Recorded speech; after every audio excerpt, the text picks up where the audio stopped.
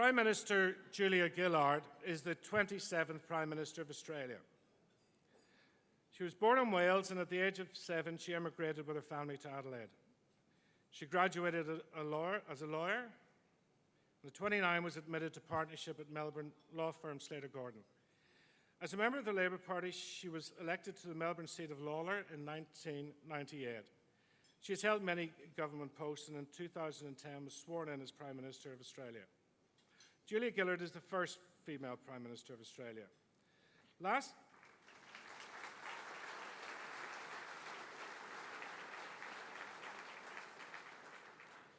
week in the House of Congress, you remembered the landing of a spacecraft on the moon as being a defining moment in your life.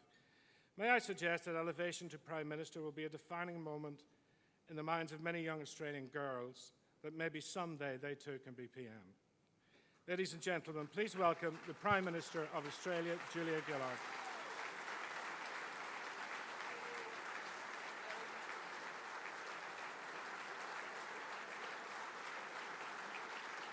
Thank you.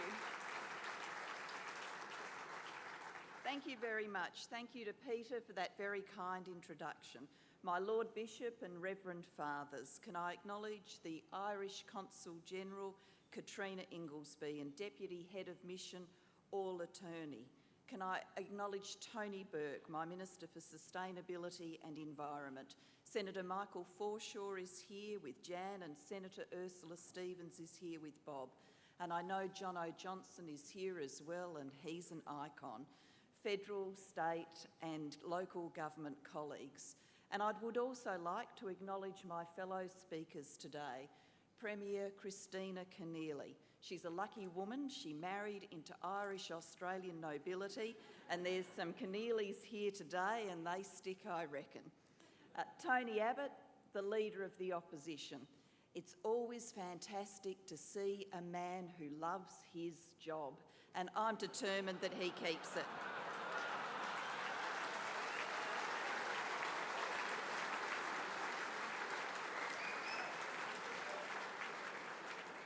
We should be especially grateful to have Tony with us today, because I understand there was a flurry this morning when his staff tried to explain to him it was a green event about a saint. And he had to be convinced it was Patrick and not Bob. So we're very lucky to have him here. And of course, let me acknowledge Barry O'Farrell, the Leader of the Opposition, and can I say to Barry, I hope you have far more fun today than you do Saturday week. And a special welcome to our Minister from Ireland, to Francis. Welcome to Australia and congratulations on your election. We know the Irish people and economy have done it really, really tough in the last few years, and we look forward to the fresh start that your government is intending to offer the Irish people.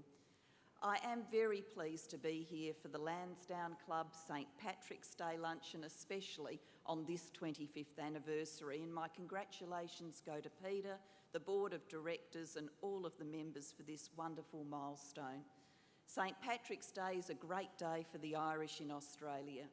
The new exhibition titled Not Just Ned, that opens today in Canberra at the National Museum of Australia, shows the far-reaching influence of the Irish, well beyond the Kelly gang. The museum worked with national and international partners to secure the loan of many significant objects for this display. I'd like to acknowledge the role of the Embassy of Ireland for their efforts in seeing this project become a reality.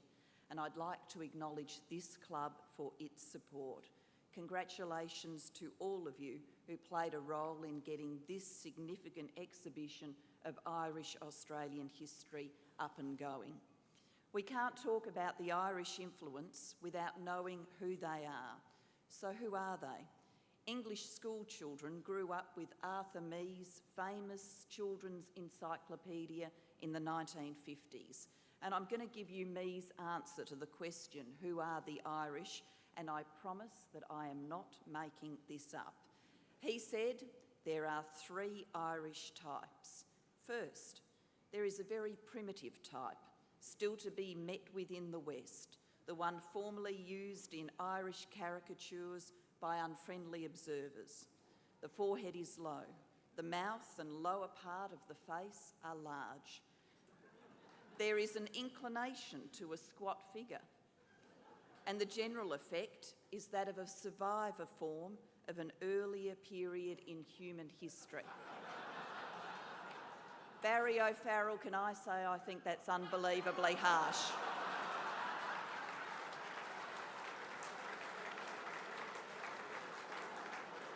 But Mee goes on with his second type of Irish person. He says there is the businessman, chiefly from the north, who carries in his speech and form and features signs of being a stiffer and less pliant breed, as from Norse, Scottish or English forefathers. Any Ulstermen here, they might recognise that. And then there's the third type, described as follows. There is the tall, often blue-eyed, engaging Irishman of easy address and good-humoured air, who would wile a bird from a bough by his fluent tongue, ready for adventure anywhere. And the amazing thing is Arthur Mee wrote that and he'd never even met Tony Burke. Quite remarkable. I believe the legacy of the Irish in Australia is their example, a fair go through education, hard work, respect. I love the story of the labourer looking for work on a building site. He arrives in Australia and the foreman says to him somewhat sceptically, "You just don't look like you know a girder from a joist." To which the Irishman replies very quickly, "I most certainly do know my girder from my Joyce. Girder wrote Faust and Joyce wrote Finnegan's Way."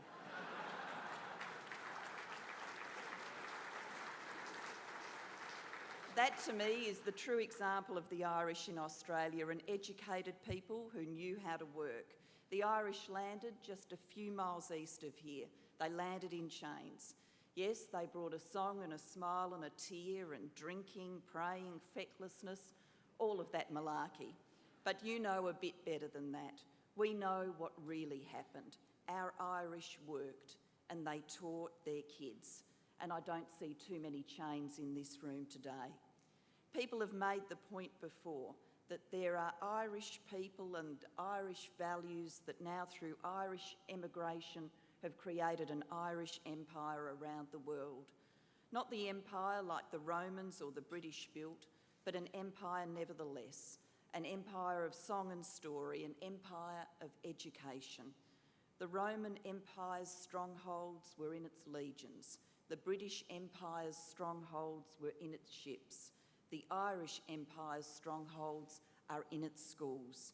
Thousands of them are in Australia today. St Mary's, St Joseph's, St Edmunds and St Pat's, the strongholds of the Irish Empire. It has been said, somewhat unfairly, that the Irish are the Celts who could swim. My parents obviously were not swimmers, remaining in Wales until 1966, and then when they did make a journey, they made it on a boat to this country. But as a Welsh migrant, I do have to leave you with the following words. You might be remembering St Patrick for converting the Irish to Christianity. You might be remembering him today because he's patron of half our Catholic schools.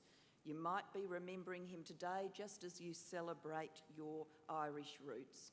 But I am remembering him today because he was Welsh.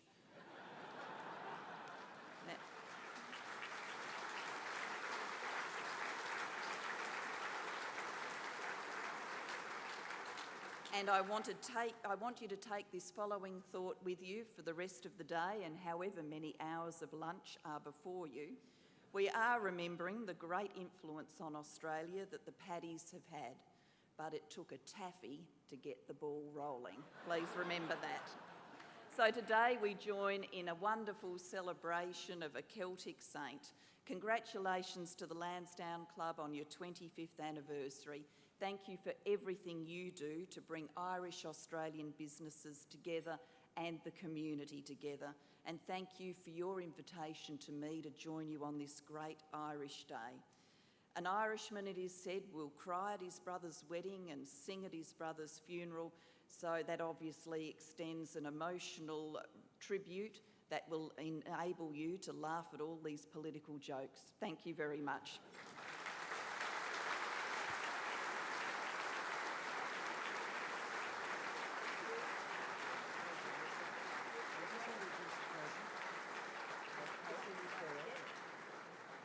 Prime Minister, we're going to present you today with a little gift to take away. I think it's under that threshold that you need under, but it's a really beautiful cutlery of Newbridge Silver. Newbridge is an Irish company operating out of Kildare, and we'd like you to take this away and hopefully use it at some stage at some dinner party. Is this get a photograph of the camera with the Newbridge? Thanks so much. Can I say thank you very much for that gift, and I truly hope that you aren't giving Tony any knives today. Thank you.